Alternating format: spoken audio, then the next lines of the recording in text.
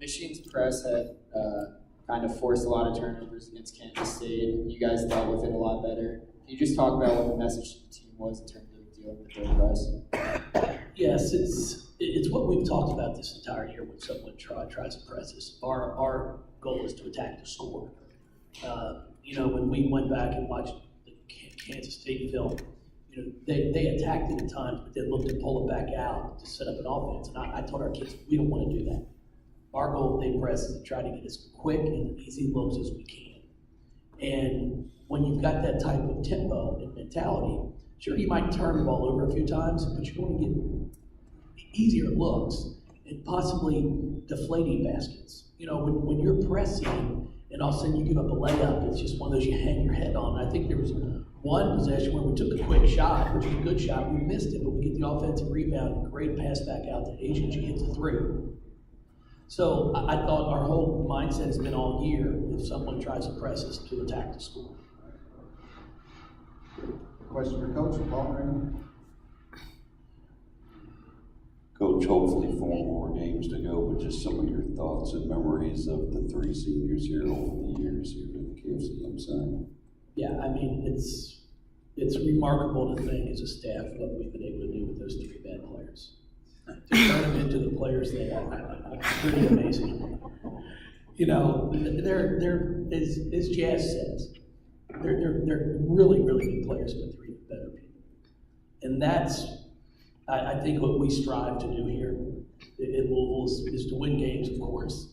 That's really important, but to also have great young women when they leave here. And I'm excited for all 3 of them, because I truly believe all 3 are going to be successful no matter what they do. If they want to continue on playing basketball at a professional level, I think all 3 will have the opportunity somewhere. And if they're ready to get out into the real world, I think they'll do extremely well there. I tell them all the time, play basketball as long as you can, because that 8 to 5 job is not much fun. So if they can do it for 5, 10, 12 years, go ahead and do it.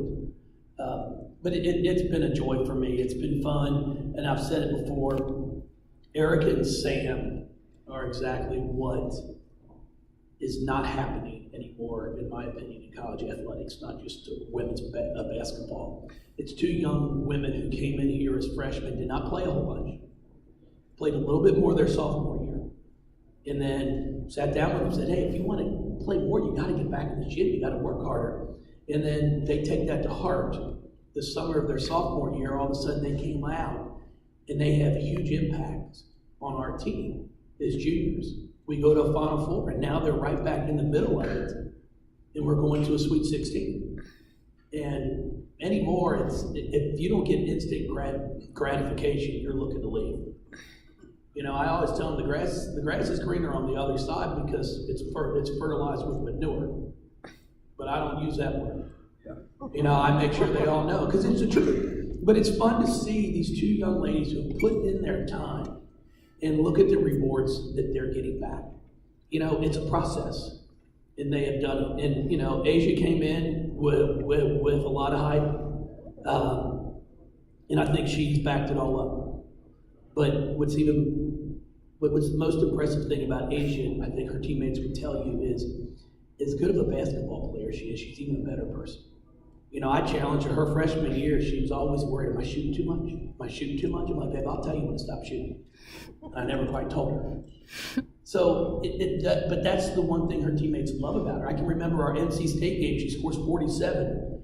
And the first thing she says in the press room is her teammates did a great job of setting her screens, finding her when she was open. That's just not the norm anymore. So really impressed with all 3 of them. We're going to miss all 3 of them, but the good thing for us is we've got another ball game to play. And we'll get back to work and get prepared to see who we're going to play next week. Okay, got a question right here in the left. Coach, you talked about the out-rebounding Michigan, a team that out-rebounded Kansas State 50-19, but then just Erica having 7 rebounds, Kylie Shook having 10, and then the play of the defense. Could you sense that the team was locked in and focused and ready to go, leading up to this game, that they were taking on the challenge? Well, we had 1 day of prep, so we had just talked about it. If you want to keep playing, this is what you're going to have to do. And I've got to give him credit. I thought Kylie came out and really set the tone early, which is something she hasn't done in the past. You know, but she held her ground, made their post up higher up off the block. It made it more difficult to score. Where in the past, she sometimes will let you get too low and all of a sudden it's just a drop step layup. And then she did a great job of boxing out. And then everybody started to get into the mix because we had talked to them, guards, you've got to rebound the basketball because, you know, Hillman, the one thing we told our kids, whoever is guarding her, I don't care if you get a rebound, she can't. And even with that emphasis on it, she still comes up with 5 offensive boards. So our guards are going to have to do a really good job of coming in and cleaning things up. Kind of answered my question. I'll ask a different one. With Kylie, the 10 boards today, moving forward, looking at some of those teams down the line, what next level can you all reach if she sets that tone, if she plays that big like she played today? Well, it's one game at a time. I mean, that's the one thing about this right now is whoever we're going to face the next weekend's our only concern. You know, I told them my bads aren't cutting it right now. You know, my bads are what gets you sent home. So I was really excited because I think I only heard one my bad from her, and I'm used to hearing about 10. So she put her mind to it and really went out there and did well. And I told her in the locker room after the game, I said, I got some good news and bad news. You know, which one you want first? And she's like, well, I prefer the good. I said, babe, you were fantastic today. You played as well as I've ever seen you play. And she says, well, what's the bad? I said, the bad is I don't expect that. So now you've shown me what you can do, so unfortunately for you, you're going to keep going. And she got a good laugh out of it, but it's true because, you know, she has really developed over her 3 years here. She came from being an outside three-point shooter. That's all she did really in high school. To where now she's finishing at the block, she's being more physical, and I'm really proud of her. Any more questions for Coach? But before I finish up, I'd like to thank Norlin. Norlin, thank you.